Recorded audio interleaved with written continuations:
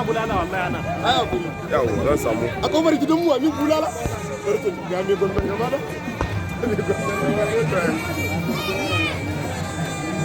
ni mu dawo ga portrait ai ne ne ji bawo